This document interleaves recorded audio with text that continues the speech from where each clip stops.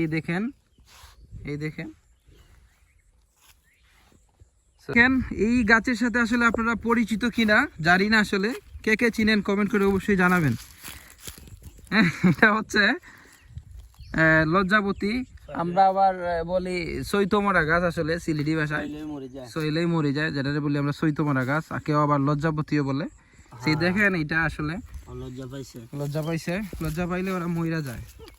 দেখেন আমি খুব সুন্দর এখান থেকে টাচ করি, কিন্তু মেয়েরা তো লজ্জা পাইলে মরে না।